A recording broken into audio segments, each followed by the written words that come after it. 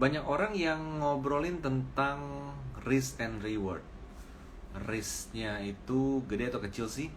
Rewardnya itu gede atau kecil? Dan katanya kalau low risk, low return, rewardnya kecil. Dan kalau high risk, high return, rewardnya gede. Apa ya begitu? Karena pada dasarnya di market itu kadang kebanyakan orang yang mencari resiko tinggi malah jadinya nggak untung. Jadi high risk no return, bukan high return. Jadi kebanyakan orang itu berekspektasi bahwa high risk high return, tapi ketika dia mencari posisi, mengambil posisi yang high risk, malah yang terjadi adalah no return, malah boncos, nyangkut, turun terus, average down, turun lagi, average down, turun lagi, average down. Nah, akhirnya ketika dilihat-lihat, risk taker yang saya lakukan ini nggak ada gunanya. Kenapa? Ya saya nyangkut, saya rugi. Tapi di sisi lain ada juga orang-orang trader yang mengambil posisi, mereka mencari resiko yang rendah, low risk. Tapi ternyata low risk itu kadang high return. Nah, di sini teman-teman harus memahami bagaimana kita menyikapi, memandang risk and reward sehingga kita nggak salah kaprah gitu ya teman-teman ya. Jadi hari ini topiknya itu adalah risk and reward. Saya tulis dulu di sini biar obrolannya sesuai dengan materi ya. Risk versus reward. Oke. Nah, jadi kita akan ngobrol semuanya tentang hal ini. Nah, jadi teman-teman harus ingat ya, kita jangan sampai terpancing dengan kata-kata bahwa udah high risk itu high return. Kalau kamu mau high return, kamu harus risk taking. Nggak bisa. Kenapa? Faktanya adalah high risk no return. Kebanyakan seperti itu, high risk no return.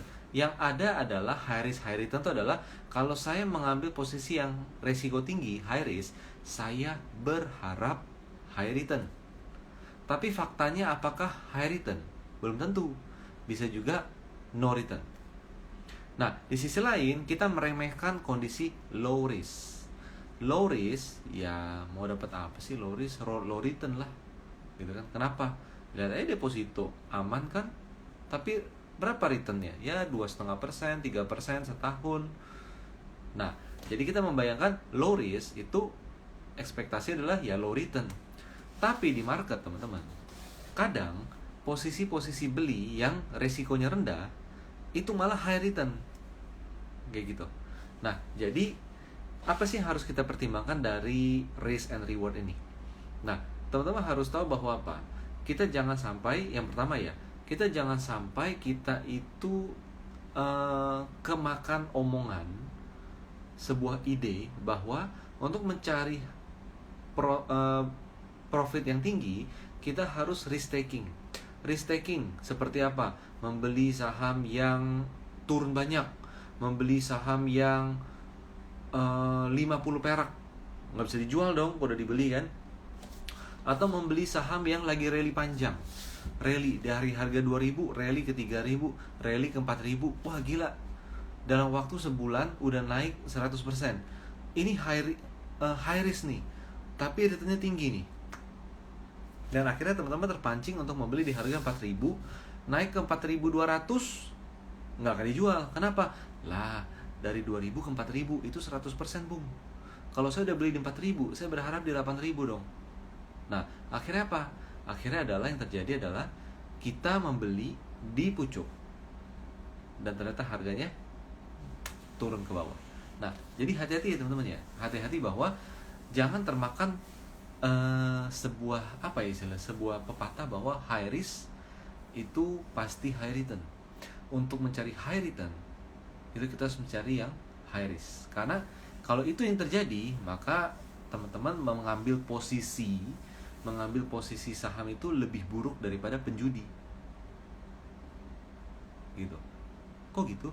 Karena sorry to say, gambler di kasino, mereka itu menghitung resiko mereka. Berapa besar peluang saya menang versus kartu yang dia miliki. gitu. Kalau orang lain ternyata punya kartu yang lebih bagus dari saya, berapa besar atau berapa kecil kerugian yang akan saya alami? Mereka menghitung itu, teman-teman. Nah, kalau kita trading saham, pokoknya mau cari yang high return, harus cari high risk, kita lebih buruk daripada penjudi. Dan itu sangat tidak baik, gitu. Nah, jadi yang pertama tadi ya, kita harus menghindari pakem atau keyakinan bahwa untuk mendapatkan saham yang high risk, untuk mendapatkan saham yang high return harus cari yang high risk. Poin pertama di sana. Kedua, sekarang teman-teman harus membayangkan, teman-teman membeli saham untuk apa? Teman-teman membeli saham untuk apa? Apakah untuk beli untuk naik dikit dijual, atau beli untuk naik dijual nanti beli lagi di bawah, ini ada resisten, ini ada support. Teman-teman beli di bawah, jual di atas. Oke, seperti ini. Teman-teman lihat ya, di atas ini adalah resisten, di bawah ini adalah support. Dan harganya ada di tengah-tengah. Maka umumnya yang kita hitung apa? Yang kita hitung adalah, MACD naik misalnya. Di atas MA 50. Nah, ketika di tengah-tengah, peluang naiknya berapa? Ini harga yang misalnya 900, naiknya ke 1000, naiknya 10%. Tapi supportnya di berapa? 800. Turunnya berapa? 10% juga. Artinya gimana? 10% reward versus 10% risk. Kadang seperti itu. Oke? Itu bisa teman-teman lakukan. Dan kalau kondisinya seperti tadi, maka yang teman-teman harus lakukan adalah membeli serendah mungkin, tapi yang potensi naik. Seperti itu. Jangan membeli serendah mungkin, tapi indikatornya semuanya maunya turun. Seperti itu. Nah, ketika teman-teman membeli saham yang sudah dekat dengan support, misalnya cuma 2% jarak ke support, tapi naiknya bisa 18%, range-nya 20%, misalnya seperti itu. 18%, loss-nya cuma 2%. Tapi ketika kita salah melihat bahwa yang di bawah ini ternyata maunya turun, dan kita lakukan terus-menerus, maka kita akan mendapatkan kondisi di mana low risk, no return juga. Low risk, no return. Nah, itu yang teman-teman harus ingat bahwa strateginya apa? Tadi yang saya sampaikan pertama adalah resist dan support. Teman-teman jual beli di antara resist dan support. Maka teman-teman as simple as menghitung, teman-teman beli di sini, supportnya ke berapa, turunnya berapa persen, dan ke resisten berapa, targetnya berapa persen. Tapi ada yang lebih menarik, teman-teman. Yang menarik adalah apa? Kita melihat saham yang berpeluang bergerak uptrend, dan uptrendnya itu tidak hanya sekedar dibatasi oleh resisten. Kalau kita melihat sebuah saham ada potensi bergerak naik yang kenaikannya tidak dibatasi oleh resisten, maka kita bicara mengenai metode trend following di sana. Trend following. Nah, trend following ini kita akan menghitung apa? Kita akan menghitung seberapa besar harga saham bisa rally versus ketika sahamnya mau take off, kayak pesawat gitu ya, mau take off, mau terbang. Kalau amit-amit ada turbulence, nah ini nggak ngomong pesawat lah, kita ngomong apalah yang drone mau terbang seperti ini, tapi ada turbulence, dia jatuh ke bawah, kena stop loss, berapa besar loss saya? Nah, yang menarik dari risk and reward dari metode trend following ini apa sih? Rewardnya itu bisa dikalkulasi ulang terus-menerus, sedangkan resikonya sudah hilang. Kok aneh ya? Resiko udah hilang ya? Karena apa, teman-teman? Karena begini. Katakanlah ya, ini harganya 1000, supportnya 1000, harga sahamnya itu di 1050, dekat-dekat sama support. Oke? Nah, teman-teman untuk menghitung target kenaikan dari saham yang berpeluang bergerak uptrend bukan berarti konsolidasi ya, bukan naik turun gini ya. Kalau dari support membal naik nanti sampai resist turun lagi, itu bukan uptrend namanya. Itu cuman trading jangka pendek. Itu sama sekali nggak uptrend, itu cuman rebound aja. Tapi uptrend itu adalah dia rally relatif lebih panjang gitu. Nah, kalau kita berbicara mengenai metode trend, maka ketika misalnya bayangkan support ada di level 1000, harga yang kita beli di 1050, maka kita bisa menghitung nih, dengan kondisi seperti ini, paling gampang pakai apa sih? Paling gampang pakai pola lah, chart pattern. Polanya ada double bottom. Kalau double bottom biasanya dia bergerak naik. Tapi kalau nanti dia bergerak naik, kira-kira akan sampai di level berapa? Di sana, oh 1.300. Nah, teman-teman udah ngitung nih, yang pertama. Teman-teman udah menghitung bahwa apa? Support di 1.000, sekarang harga 1.050, tapi bentuk pola besarnya memungkinkan secara teori sampai ke 1.300. Arti upside-nya hampir 30% di sana. Dengan resiko berapa? 5%. 5%. Tapi ketika teman-teman sudah membeli saham tersebut dan ternyata beneran rally sampai 1.300, dan teman-teman sudah memilikinya, apakah risk and reward itu masih berlaku? Nah, risk and reward itu relatif udah nggak berlaku lagi. Karena apa? Karena Anda udah dalam posisi floating profit di sana. Yang ada adalah mengkalkulasi reward baru. Bagaimana maksudnya? Mengkalkulasi setelah harga mencapai 1.300, saya ini perlu jual atau enggak? Atau ternyata ini masih layak untuk disimpan.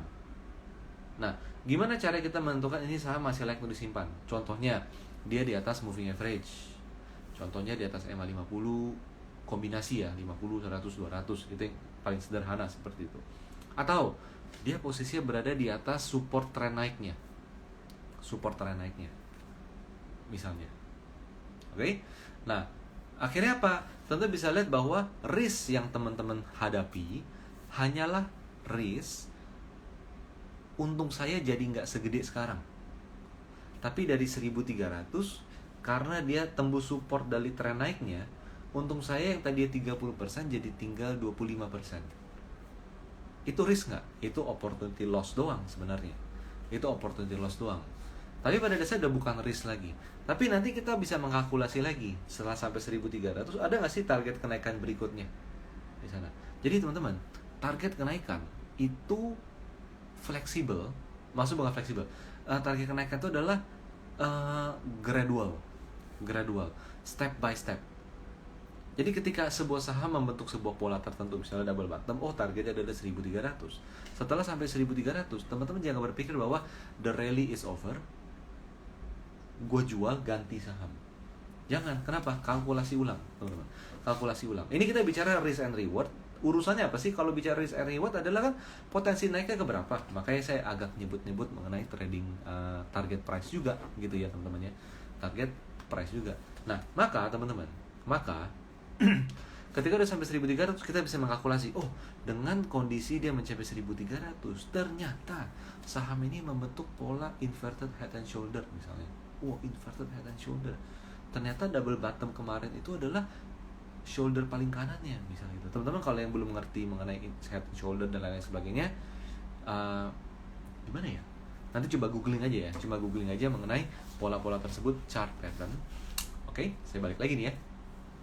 Ternyata harga dari 1.300 bisa jadi 1.600. Nah, dari 1.300 ke 1.600 saya sudah punya nih.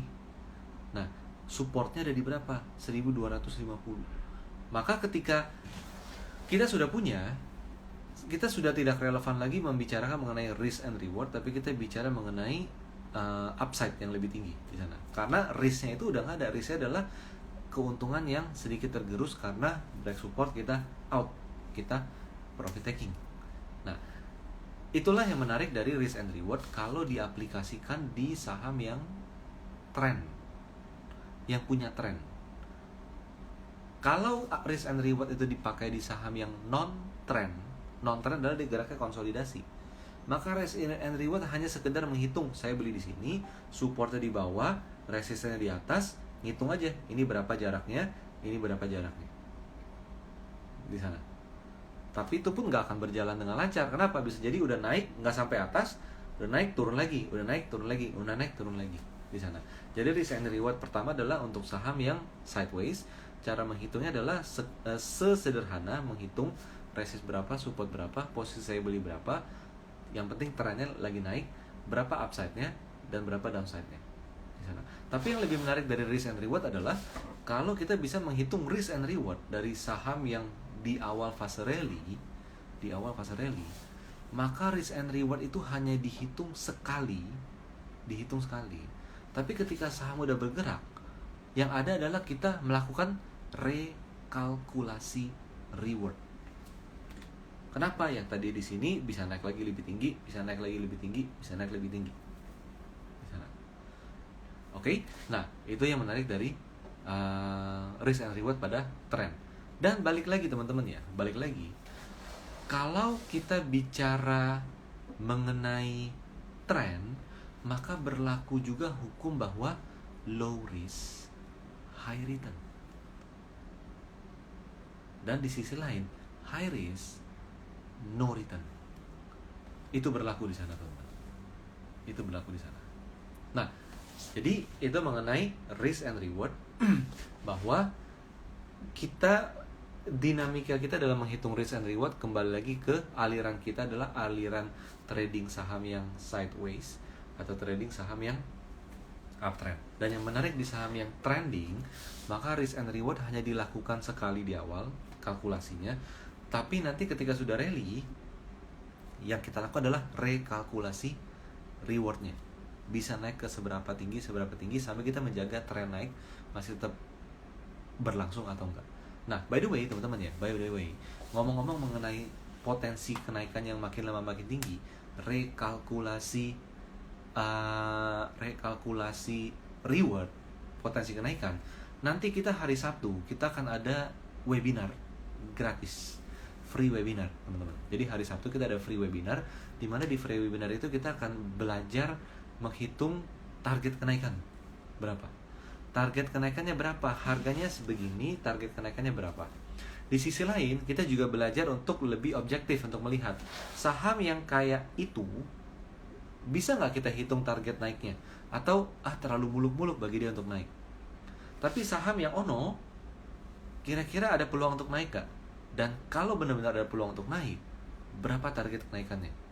Sembari secara langsung kita juga menghitung berapa resikonya, risk and reward di sana.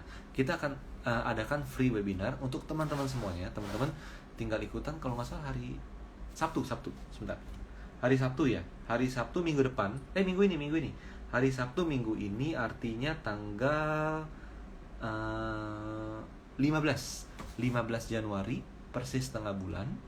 Oke. Kebetulan juga kan market lagi nggak terlalu bergairah ya. Januari efek nggak ada, beneran nggak ada sampai ke akhir Januari atau munculnya belakangan misalnya gitu ya.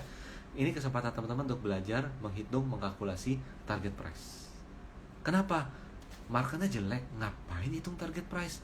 Nah, target price yang teman-teman pelajari nanti di free webinar, teman-teman bisa hitung targetnya 2. Target untuk naik bisa setinggi apa? Target kalau turun bisa sedalam apa? Di sana. Contoh hari ini Antam ARB. Kemarinnya hampir ARB. Teman-teman kalau lihat ulasan kita sudah warning bahwa Antam hati-hati kalau turun ada target penurunan ke sekian dan sekian. Teman-teman cek di website kita atau di Telegram kita, atau teman-teman yang member tinggal cek di grup GS Pro Trader Anda ya.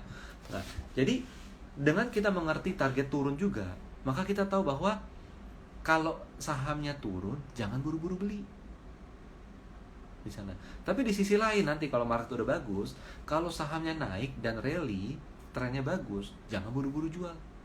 Jadi kunci dari trading yang efisien adalah apa sih? Yang profitable. Kalau untung jangan buru-buru jual.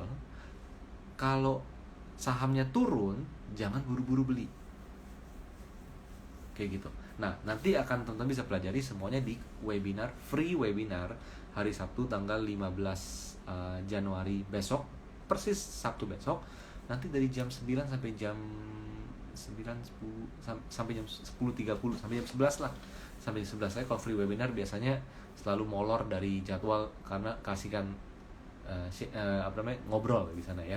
Jadi nanti cek aja setelah IG live ini, teman-teman cek di story account Instagram ini Galeri Saham. Teman-teman bisa langsung registrasi untuk nanti ikutan di free webinar tanggal 15 Januari. Jangan lupa ajak teman-teman Anda yang penasaran dengan market. Kalau turun, ini turunnya bisa sedalam apa sih? Dan kalau misalnya sahamnya rally, itu rally bisa setinggi apa? Jadi market nggak bagus, kesempatan Anda untuk belajar. Karena kalau marketnya bagus, kebanyakan orang itu hanya ngitung cuan doang. Oke, di situ ya. Dari Pak Granley ada pertanyaan di sini, daftar di mana webinarnya? Nanti cek di story Galeri Saham di Instagram ini, Pak. Setelah IG live ini berakhir, gitu ya teman-teman ya. Nah, jadi pada dasarnya jadi ya teman-teman ya, risk and reward itu teman-teman ingat selalu, saya selalu mewanti-wanti ke tim saya dan juga ke alumni training kita, member kita, bahwa jangan berpikir harus mencari high risk untuk mendapatkan high return. Hati-hati, karena di sana teman-teman akan lebih banyak ruginya. Jadi kita harus cari kondisi saham di mana dia low risk tapi high potential return. Nah, untuk bisa ketemu saham yang low risk high return, maka teman-teman opsinya adalah apa? Opsinya adalah kalau teman-teman beli di support, jual di resist, ya untungnya berapa sih? Nggak seberapa. Jadi yang lebih menarik adalah untuk upside gede adalah saham yang berada di awal fase bullish. Di sana saham berada di awal fase bullish, selalu ada pola pergerakan yang terbentuk, selalu ada indikator yang mendukung. Jadi bukan karena indikator bagus dinaik ya, tapi karena aktivitas pasar itu ngotot untuk membeli, membuat demand lebih besar dari supply, maka terlihatlah dari indikator di sana. Jadi indikator bukan penentu harga mereka atau mau turun, tapi indikator adalah pembantu visual di sana. Nah, nanti di webinar, di free webinar, teman-teman akan belajar mengenai cara kita mengcombine beberapa hal untuk kita menentukan ini saham mau naik, kalau mau naik kira-kira ke berapa, ini saham mau turun, kalau mau turun kira-kira ke berapa. Di sana. Karena kunci terpenting di sini adalah target. Kenapa? Kalau kita beli saham nggak punya bayangan targetnya bisa ke berapa, ya itu saham nggak akan dibeli-beli. Tapi kalau kita beli saham dibilang orang targetnya segini, tapi ternyata targetnya ngasal, asal ngomong, muluk-muluk, ya kitanya boncos juga. Nah, alangkah baiknya kalau kita ngitung sendiri di sana. Kita ngitung sendiri. Kita boleh dapat sumber dari manapun, sahamnya bagus, itu bagus, itu bagus, itu bagus, gitu ya. Kita analisa sendiri, bener nggak bagus, dan kalau bisa naiknya ke berapa. Dan satu hal teman-teman yang teman-teman perlu mengerti di sini adalah dengan teman-teman mengikuti free webinar Sabtu besok mengenai target price, nanti cek aja judulnya, pokoknya mengenai target price, teman-teman akan lebih taktis dalam bertransaksi. Karena apa? Sadar nggak teman-teman? Kalau di di pasar modal ini, yang suruh beli itu banyak, yang suruh jual itu banyak kan? Coba tulis di kolom komen. Ini pertanyaan saya untuk di IG Live doang ya. Yang suruh beli saham A, B, C banyak. Berapa banyak yang suruh jual? Banyak atau sedikit? Nah, dengan kita mengerti cara menghitung target price, kita tanpa menunggu orang lain suruh jual, kita bisa jualan. Dan apa? Dan kita bisa melihat time frame tertentu dalam sebuah pergerakan saham, sehingga kita bisa lebih taktis bahwa oh, saham ini masih bisa naik lagi, kira-kira naik ke berapa ya, bla bla segala macam. Nah, itu yang akan menjadi keunggulan Anda kalau teman-teman bisa menghitung target price. Oke? Nah, kalau di komen-komen ini dari Pak Siswanto, sedikit yang kasih arahan jual dari Pak Granley di PAM, dari Bu Reviani, banyak beli Pak Rio dibandingin jual dikit. That's the point teman-teman. Teman-teman mau lihat rekomendasi dari siapapun, lebih banyak orang suruh beli daripada suruh jual. Naik suruh beli, turun suruh beli, turun suruh beli. Susah dong kita untung. Kan seperti itu. Nah, dengan kita mengerti target price, saya nggak butuh orang lain. Saya bisa mandiri. Kenapa? Kalau naik, saya tahu kira-kira di level berapa saya harus mulai siap-siap profit taking. Atau kalau nggak rekalkulasi rewardnya, bisa naik lebih tinggi.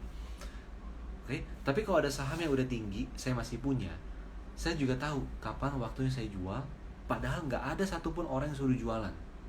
Kenapa? Karena banyaknya adalah kalau turun, average down aja. Udah turun kan, average down aja, nanti juga naik lagi. Average down aja, nanti juga naik lagi. Kayak gitu. Nah, itulah pentingnya kita target price, dan saya rasa itulah juga pentingnya bagi teman-teman untuk mengikuti webinar Sabtu besok tanggal 15 mengenai price targeting.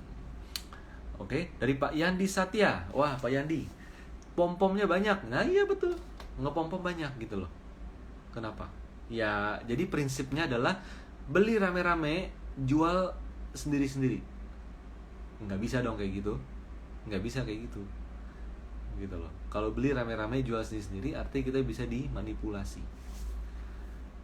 Oke, dari Pak Aris Wira Pratama, biasanya yang naik kalau jarang dibahas, nggak tahu gimana nih. Iya, jarang dibahas ya Pak ya. Yang udah naik banyak maksudnya yang dibahas mungkin gitu Pak ya. Lalu dari Bu Revia nih, wajib ikut webinarnya, temanya penting banget. Yes Bu, ikutan aja Bu.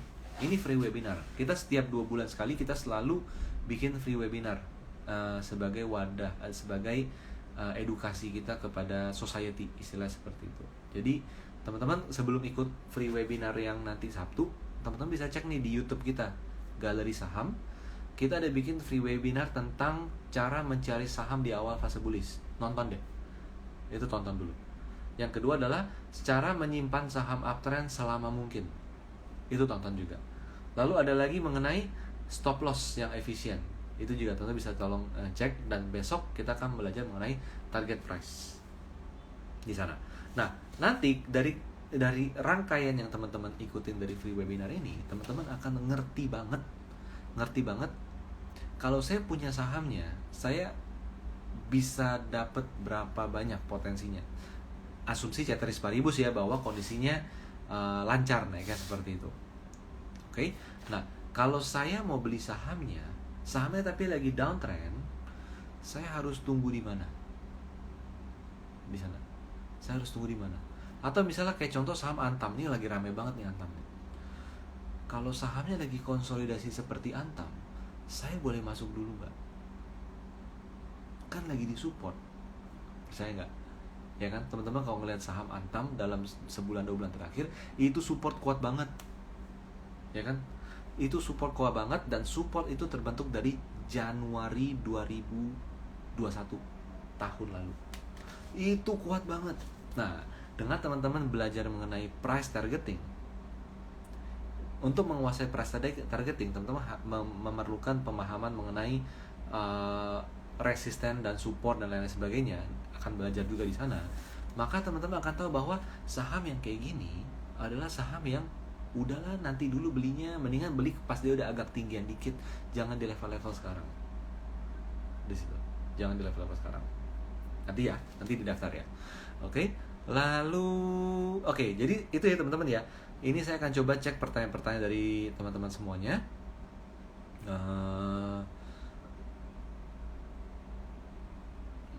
Pertanyaannya apa ini?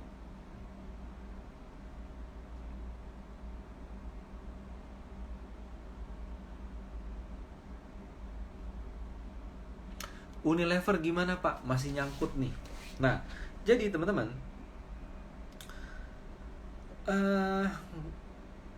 price targeting itu membantu kita untuk tidak menyimpan saham yang lagi turun. Pertama seperti itu. Dan nanti kita tunggu momen di mana di area bawah sahamnya berpeluang naik, baru kita ikutan di sana. Jadi prinsip di saham itu beda sama prinsip dalam hidup. Kalau dalam hidup prinsipnya adalah setia, ya kan? Setia. Tapi prinsip dalam saham ini agak beda nih. Ini agak susah makanya jadinya. Kenapa? Gua hanya mau beli lu kalau lu nguntungin buat gue. Susah nggak? Susah. Kenapa? Karena realitanya dalam kehidupan sosial kita nggak pernah kayak gitu, ya kan? Kita selalu setia kawan, kita selalu sama orang tua setia, kita sama keluarga, kita dalam satu kesatuan, sama society, teman-teman kantor, kita berusaha dalam satu kesatuan. Tapi di saham beda cerita teman-teman. Di saham itu sebenarnya berlaku prinsip bahwa gue hanya ikutan kalau lu bisa kasih untung. Rasanya kejam gitu kan. Nah, itu yang kita perlu pahami, tapi kita nggak perlu bawa perasaan. Kenapa? Karena semua itu kita bisa analisa dengan analisa technical di sana, dengan analisa technical. Dan itu juga akan diperdalam, diimprove dengan kemampuan kita untuk menghitung price targeting di sana, untuk price targeting. Nah, kalau bicara mengenai Unilever gimana? Maka Unilever itu pada dasarnya sekarang ini ya Pak ya, itu sudah kurang lebih sih udah berada di potentially di awal fase bullish. Di awal fase bullish. Tapi bullishnya jangka pendek, bukan jangka panjang. Jadi jangan berharap Unilever bakal bisa ke 8.000 lagi. No. Beda. Tapi di sini kita bicara fase bullish di mana Unilever tuh bisa secara tren jangka pendek bisa menguat ya mungkin ke 4.000. Saya nggak sebut target dulu di sini deh, karena jadinya takut ngepompok, nggak gitu ya. Teman-teman cek aja website kita. Teman-teman cek website kita ada ulasan mengenai Unilever, atau di Telegram channel kita Galeri Saham itu ada ulasan mengenai Unilever. By the way, ngomong-ngomong analisa, teman-teman yang belum bergabung di newsletter Galeri Saham, teman-teman yang baru ikutan IG Live semacam ini di Galeri Saham, teman-teman tinggal bergabung ke free newsletter, karena tiap pagi itu kita kasih rekomendasi saham-saham yang berpeluang naik tapi dengan metodologi tren. Dan relatively kita kalau kasih ulasan, kita nganalisa saham, kita pasti nyari saham-saham yang low risk di sana. Nanti teman-teman tinggal tulis komen Anda di kolom komen di IG Live ini. Ingat, teman-teman yang nonton di YouTube atau teman-teman yang nonton di IGTV, video ini udah berakhir, jangan tulis email Anda. Oke? Jadi teman-teman silakan tulis email Anda di kolom komen hanya ketika IG Live ini berlangsung. Tepat ini jam 8 malam gitu ya. Teman-teman tulis, nanti tim kami akan compile untuk dimasukkan ke dalam free newsletter. Nanti teman-teman tiap pagi akan menerima email-email analisa kita yang berbasis tren di sana. Dan ini akan menjadi modal yang menarik juga ketika teman-teman sudah mendapatkan free newsletter ini untuk jadi bahan pembahasan nanti di tanggal 15 Januari di free webinar kita di hari Sabtu. Gitu ya. Jadi untuk Pak Endang Basuki, kurang lebih Unilever gimana? Dia relatif, Bu, Pak, sudah berpotensi untuk nanti bergerak uptrend. Jadi ya semoga Bapak ketika nanti di uptrend bisa mencapai modal yang Bapak miliki ya, Pak ya.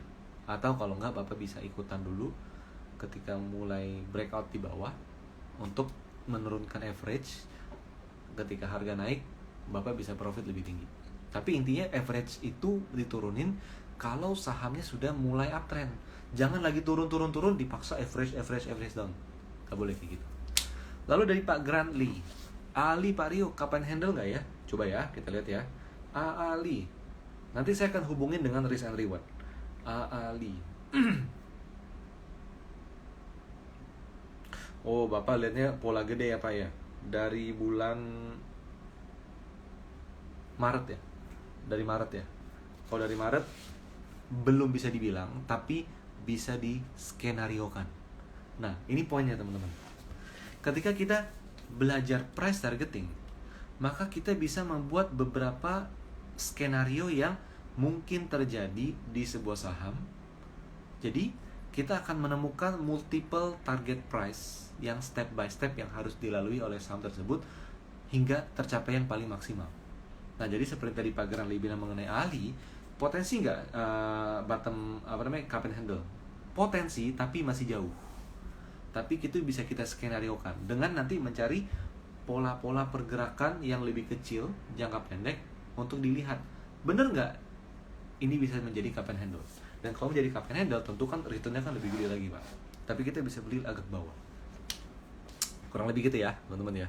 Dari Pak Eka Sektiawan, Pak Rio, pola chart pattern apa yang akurasi keberhasilan tinggi? Saya biasanya paling suka kalau yang mau naik Pak ya, polanya itu cup and handle sama invert head and shoulder di sana.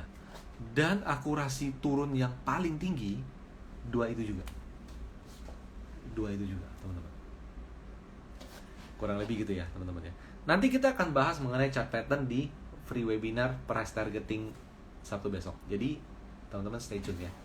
Lalu habis itu dari Pak Grandi lagi, kondisi IHSG saat ini indecision ya Pak. Saham apa yang mau rally uptrend? Kondisi IHSG sama seperti kondisi saham-saham blue chip. Yaitu apa? Yaitu lagi konsolidasi. Lagi konsolidasi dengan kecenderungan jangka pendek masih konsolidasi di area support. Composite, coba ya kita lihat ya. Indeks teman-teman, indeks walaupun hari ini hari ternyata turunnya nggak parah-parah amat ya.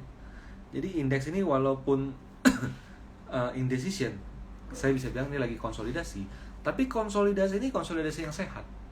Bahkan pola indeks itu somehow mirip seperti yang Bapak sebutkan di saham HI tadi Pak.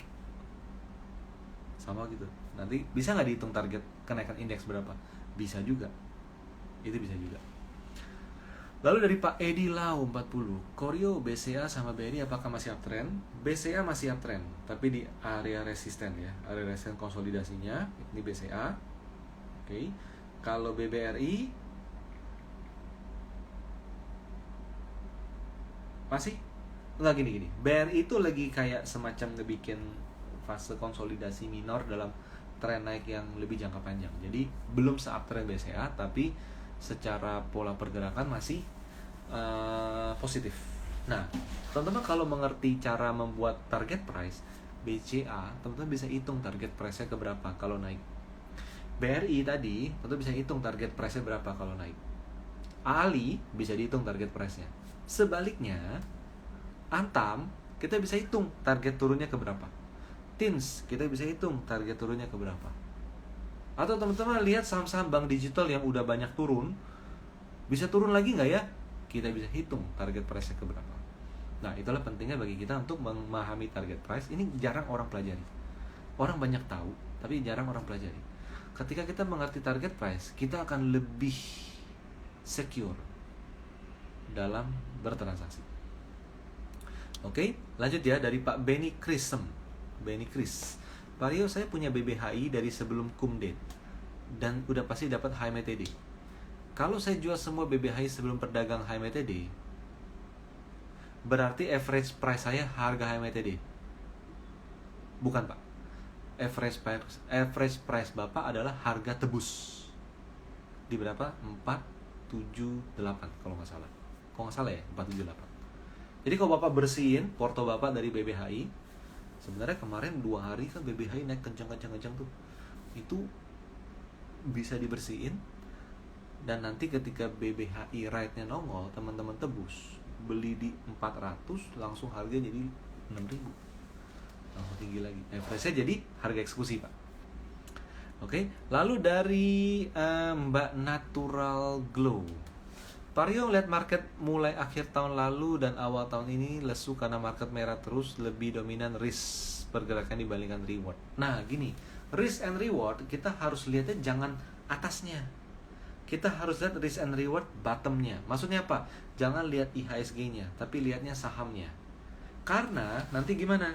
Nah, ini menariknya dari risk and reward lagi. Kalau teman-teman menganalisa risk and reward plus target price, saham blue chip, middle cap, small cap, finance lah, consumer lah, apa segala macam teman analisa, teman-teman akan kira-kira tahu bahwa indeks ini kayak bakal lebih peluang naik daripada turun.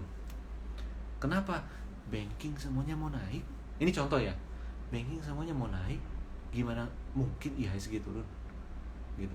Tapi kalau teman-teman menganalisa IHSG ini bakal naik nih, sahamnya apa dong yang bisa naik? Karena IHSG naik, nggak semua saham naik. Teman harus ingat itu. Jadi bottom up analysis adalah kunci analisa di pasar. Oke, dari Pak Mingke. BCA potensi menarik nih, membentuk cup and handle. Most likely, yes. Udah banyak kan yang cup and handle kan tadi kan. Nah, ketika ketemu pola itu, teman-teman bisa menghitung target price juga. Bisa juga. Lalu dari Mbak Natural Glow. PTPP dan bank gimana? Risk dalam banget. Nggak bagus. PTPP, bank, itu secara tren belum oke. Secara tren belum oke, jadi ya saham yang downtrend nggak perlu dihitung risk and rewardnya. Kenapa? Risk semua di sana. Itu dia risk semua.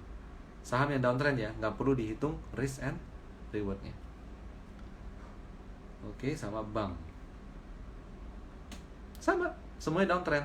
Jadi kita nggak bisa menghitung risk and reward. Lalu dari Pak Faisal Bokir. Pak, apakah BBYB masih layak untuk di keep? BBYB pada dasarnya udah break support konsolidasinya ya kemarin ya. Jadi secara jangka pendek sebenarnya harusnya nggak punya dulu dari sejak harga 2530, 2530 itu udah nggak punya dulu. Penurunan BBYB bisa dihitung nggak? Bisa dihitung. Penurunan BBYB bisa dihitung. Jadi teman-teman bisa lihat, oh dia break support konsolidasi, saya jual dulu. Kenapa? Target turunnya ke sini. Oh target turunnya di sini. Ya udah nggak masalah dong, saya jual dulu nanti beli di bawah. ya kan? Nah, itulah menariknya kalau kita bisa mengerti menghitung target price. Gitu ya, teman ya. Lalu apalagi di sini? Oh, di sini ada pertanyaan lagi ya. Dari Yuwono Chandra, kok tolong bahas saham SPMA. Rasanya ini agak keluar dari konteks ya, karena kita bicara risk and reward, maka SPMA. Nah, ini bahasa gimana dulu nih? Bahasa apa? Udah uptrend, mau beli boleh nggak? Udah tinggi, ngapain dibeli? Ya kan? Apa namanya? Tapi kan bisa naik lagi. Ya, itu hitungannya kita membeli di pucuk. Gitu ya, teman-teman ya. Oke, dari Pak Itok Suminto. Bagaimana menghitung risk dan reward saham yang tidak terlalu liquid? Jangan teman-teman. Saham nggak terlalu liquid, jangan dibeli. Kenapa? Teman-teman beli saham, kelebihannya adalah gampang dibeli, gampang dijual. Ya kan? Gampang dibeli, gampang dijual. Jangan sampai kita beli saham kayak beli properti.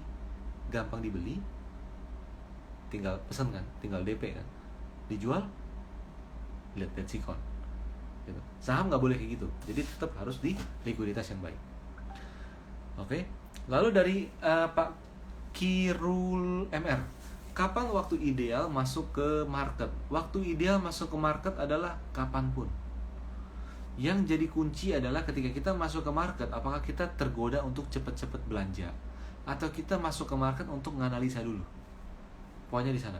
Karena kalau nunggu market lagi bagus, kemungkinan besar kita beli di pucuk. Kalau kita masuk market ketika lagi bagus-bagusnya, kemungkinan besar kita beli dan untung karena hoki. Bukan saham hoki ya, tapi karena keberuntungan, luck. Bukan saham luck sih. Ya, karena itu deh, karena hoki lah, pokoknya gitu lah ya. Karena hoki. Jadi, kapan waktu yang tepat masuk ke market adalah kapanpun. Asal ketika masuk, kita jangan langsung terburu-buru bertransaksi, tapi nganalisa. Belajar menganalisa dulu. Oke, dari Pak Ito Sukminto sekarang lagi nih. Bagaimana menakar risk return di saham IPO? ADMR misalnya, nggak bisa. Risk and reward di saham baru IPO nggak bisa dihitung. Kenapa? Nggak ada datanya. Karena datanya baru muncul ketika hari pertama listing. Dan ketika baru hari pertama listing, teman-teman, ketika data baru 1 hari, apa yang bisa kita analisa dari pergerakan saham tersebut? Nggak ada. Tapi fundamental gini nih, nggak bisa.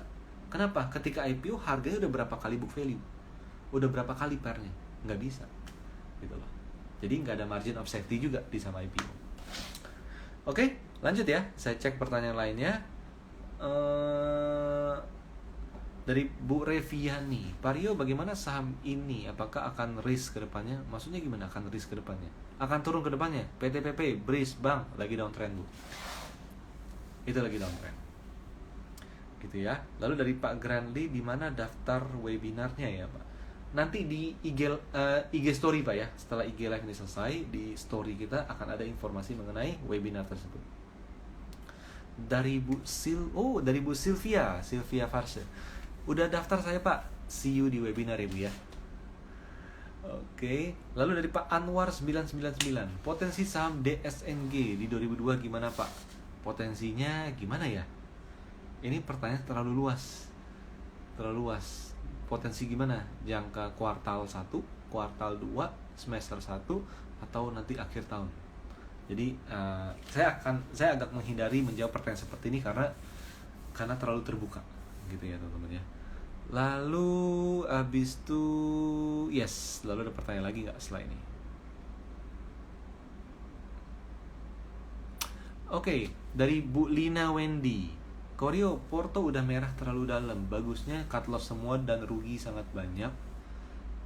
Dan mulai dari awal lagi, gimana kok solusinya? Gini, saya mengerti bahwa kita kadang beberapa kali kena getok market. Oke, kena getok tuh gimana sih? Kita beli saham karena dianggap bagus, ternyata turun ke bawah, kena getok gitu ya. Tengah tahun kemarin, akhir tahun kemarin, awal tahun kemarin di sana 2021, dan tahun ini juga awal tahun ini. Jadi pada dasarnya Ibu dan teman-teman semuanya coba cek saham yang ada di portofolio itu saham yang fundamentalnya bagus tau nggak? Kalau fundamentalnya bagus yang EPS-nya naik terus, selalu bagi dividen tiap tahun, bagi dividennya gede, 30-40%, simpan aja. Tapi kalau sahamnya nggak pernah bagi dividen, kadang untung kadang rugi dan lain sebagainya, jangan pernah nyangkut di saham seperti itu. Exit, jual dulu. Dan psikologi terbaik untuk menghadapi portofolio yang merah adalah jual dulu semua, stop dari market, jangan trading, belajar di sana. Karena kadang belajar itu fase yang terlongkap secara tidak sengaja di sana. Jadi poinnya di sana, Bu. Jadi kalau sahamnya itu seperti tadi saya bilang, kriteria bukan company yang solid, exit dulu aja, Bu. Exit dulu, mulai lagi yang baru, tapi jangan buru-buru. Jangan buru-buru.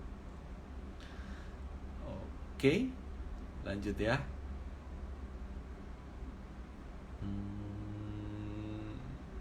Mana nih? Saya coba baca cepet.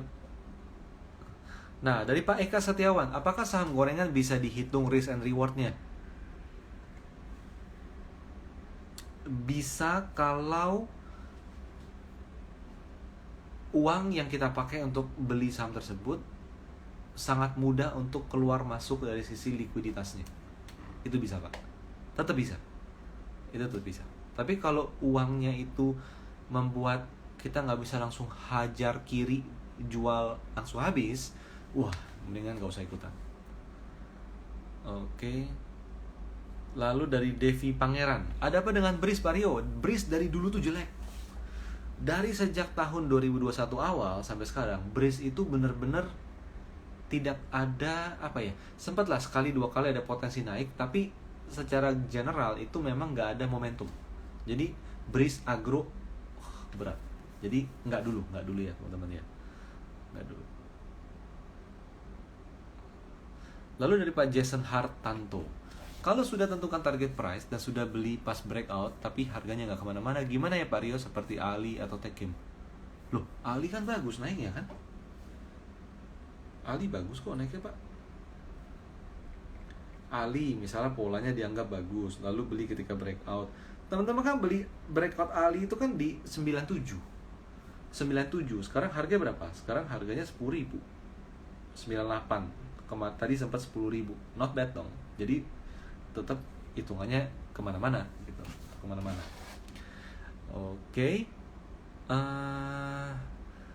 Dari Pak Eka Sektiawan, nah ini balik nih ke kesetiaan ya. Jadi kalau di saham habis manis sepah dibuang, ya begitulah. Saham kan sertifikat yang kita berdagangin kan, yang merepresent company kan. Jadi kita nggak, kalau untuk company kita perlu setia, tapi kalau untuk momen kita mau transaksi ya itu beda cerita gitu loh, itu beda cerita. Era gimana? Belum terlalu oke. Dari Pak Jo 1104, era belum tentu oke. Dari Pak Beta Atna, Pak Rio kalau sudah nyangkut di saham Antam gimana strateginya? Jangan average down. Saya nggak bisa kasih yang lain bahwa Antam tenang aja Pak, nanti bakal naik lah, pasti bagus lah. Masa perusahaan BUMN harganya turun terus? Masa sih nikel lagi bagus-bagusnya dia turun terus? No, saya nggak akan ngomong kayak gitu. Kenapa? Mau turun ke berapapun, saham apapun, semua itu possible di sana. Cuman inti poinnya adalah kalau udah punya posisi saham yang merugi, jangan average down. Jangan dulu. Tunggu dia konsolidasi dulu sampai ketemu momentum naik lagi, baru nanti kita masuk. Tapi jangan sekarang. Dari Pak Holil, Korea nyimak. Wah, dari Korea. Salam dari Korea ya Pak ya, dari Indonesia. WSKT gimana? Masih berat Pak. Konstruksi semua masih berat. Oke. Dari Bu Sylvia lagi nih, support panjang dijebol, jangan coba-coba buru-buru masuk, boncos. Yes, bener banget. Jadi support panjang itu bukan berarti bagus loh, itu berbahaya kadang. Itu berbahaya. Lalu dari Pak Kurniawan Chen 88, jangan 2 bulan sekali Pak. Oh, webinar ya, free webinar. Jangan 2 bulan sekali Pak, 1 bulan sekali. Enggak lah Pak, materi saya nggak sebanyak itu Pak. Oke. Apa lagi di sini ya? Coba kita cek. pertanyaan lagi. Ya teman-teman jangan lupa tulis email Anda di kolom komen untuk tim kami masukkan ke dalam free newsletter. Tiap pagi akan mendapatkan analisa insight yang berbasis tren dari galeri saham. Oke, di sini menentukan risk and reward apakah murni menggunakan TA.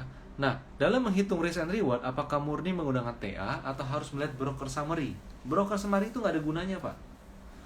Teman-teman, broker summary, kalau ada broker itu nggak ada gunanya sama sekali di sana. Kenapa? Saya bisa beli pakai broker A, lalu sahamnya saya pindah ke bank kastedian, nanti saya jual ke broker B via broker B, bisa kok. Jadi yang orang ngelihat saya kalau beli pakai A terus, dia nggak pernah jualan nih. Jangan salah, dia jual pakai broker C. Jadi broker summary itu nggak penting. Jadi bursa menghilangkan kode broker tidak ada masalah sama sekali buat trader di situ ya. Maksudnya tidak ada masalah sama sekali buat profitability. Orang tetap bisa untung kok. Tetap bisa untung. Oke. Lalu dari Bu Sylvia lagi, Pak Rio, untuk saham-saham yang nyangkut lama sekali zaman dulu, karena dulu nggak ngerti analisa, sebaiknya cut loss semua aja kah?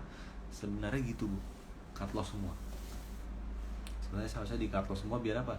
Biar porto kita fresh dan pikiran kita fresh, jadi kayak mulai baru gitu loh, mulai yang baru. Oke. Kalau MTech dari Pak Edi Lau, bagaimana? Apakah lagi konsol? Apakah cenderung downtrend? Jadi MTech tuh geraknya itu sering banget bergerak dalam range yang sangat lebar. Jadi saya pada dasarnya bukan orang yang suka dengan saham ini di sana Pak. Jadi kalau kondisi sekarang sih masih sideways sih, masih sideways. Downtrend tapi cenderung sideways. Oke. Lalu kita lihat lagi di sini ya. BRI gimana? Udah dibahas ya dari Pak Arjuna ya, bahwa konsolidasi tapi konsolidasinya sehat. Lalu dari Pak Joko, Pak, saham Tugu apakah bisa diinvest? Bagi dividen nggak Pak? Jadi gini, saham bisa diinvest atau enggak? Tiap tahun EPS naik atau enggak? Dan tiap tahun juga dia bagi dividen enggak? Dan bagi dividennya minimal 30% atau enggak? Kurang lebih seperti itu. Kenapa? Itu berurusan sama cash flow. Saya simpen you terus, you kasih apa buat saya di sana. Nah, kalau Tugu masuk kriteria itu, boleh invest Pak. Oke. Lalu dari Mbak Viranindia, Pak Rio, risk and reward apakah juga mempertimbangkan news? No, news tidak masuk dalam risk and reward.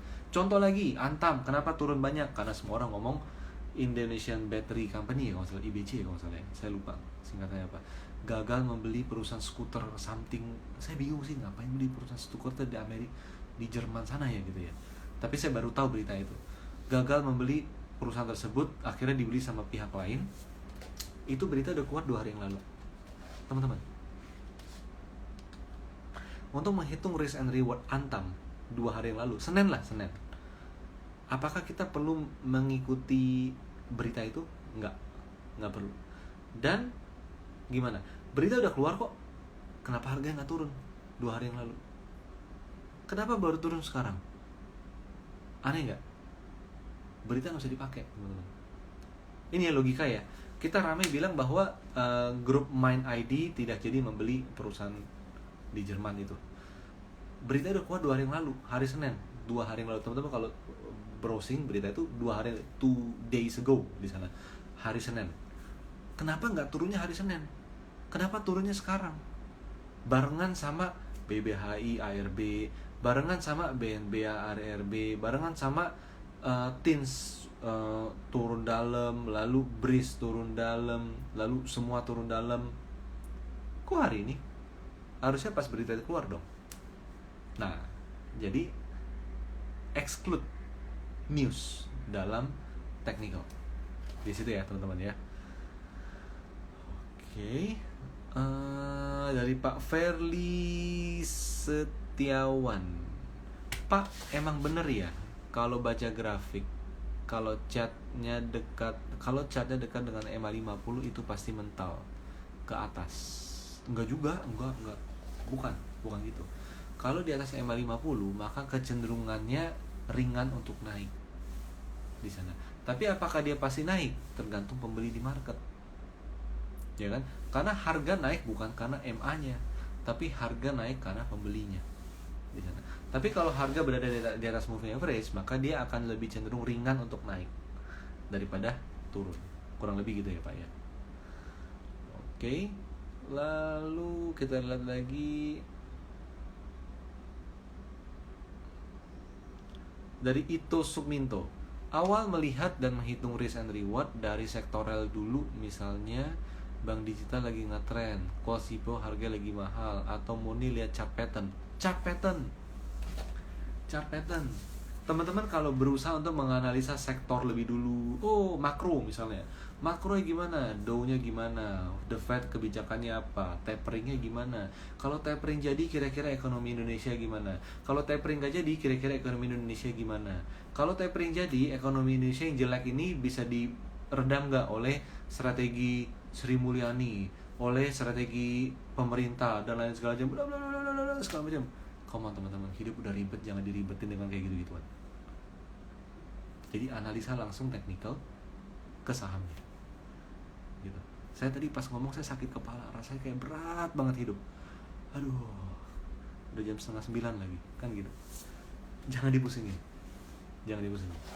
Biarlah yang ahli yang mikirin. Yaitu siapa? Ekonom, ke pemerintahan, ke pembuat peraturan, dan ke pengusaha. Karena pengusaha nggak mau dong perusahaannya bangkrut. Mereka yang putar otak, gimana caranya biar gua survive. Ujung-ujungnya translate dengan apa? Laba bersih. Laba bersih urusannya kemana? Ke harga saham juga. Nah, kita fokus di harga sahamnya aja. Gitu teman-teman ya.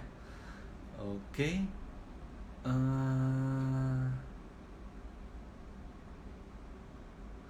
Dari Mel 4 nih, Pak awalnya mau invest di MPPA karena keterkaitan dengan Gojek, ternyata sahamnya downtrend parah. Nggak bisa invest karena berita, nggak bisa invest karena ekosistem, nggak gitu. Dan teman-teman harus lihat, yang kita invest di saham yang tadi disebutin tadi ya, invest saham yang depannya M, saya nggak sebut merek nih ya. Company-nya gimana? Labanya naik terus atau naik turun? Bagi dividen atau enggak. Jadi kalau saham enggak memenuhi dua kriteria itu, harganya cenderung pasti akan volatile, diombang-ambing di sana. Oke teman-teman, jadi ini udah sebentar lagi udah berakhir, 1 menit lagi saya harus udah tutup.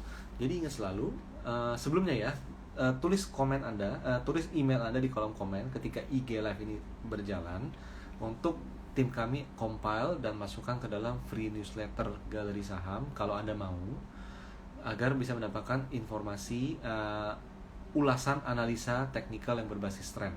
Lihat di sana.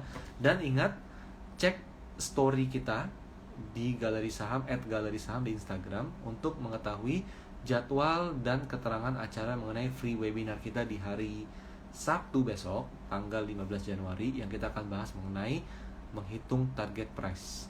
Karena dengan menghitung target price, kemampuan Anda menghitung target price akan membantu Anda untuk membayangkan berapa sih potensi naik sebuah saham, dan di sisi lain teman-teman bisa menghitung berapa sih target turun sebuah saham untuk nanti saya beli di level tertentu. Jadi jangan asal trading itu kalau naik dikit dijual, naik dikit dijual, dan turun dikit average down, turun dikit average down. Karena teman-teman lihat sendiri bagaimana pengalaman Anda kalau melakukan hal itu. Alangkah baiknya saham yang berpeluang uptrend kita simpan selama mungkin. Saham yang mau kita beli tapi lagi downtrend, kita tahu kira-kira bisa turun ke berapa, dan kita beli nanti aja kalau udah agak kerendahan. Oke, demikian IG Live hari ini mengenai risk and reward, ditambahin bumbu dengan price targeting. Semoga bermanfaat buat teman-teman semua dan bisa membantu transaksi trading plan Anda di market di kemudian hari. Terima kasih.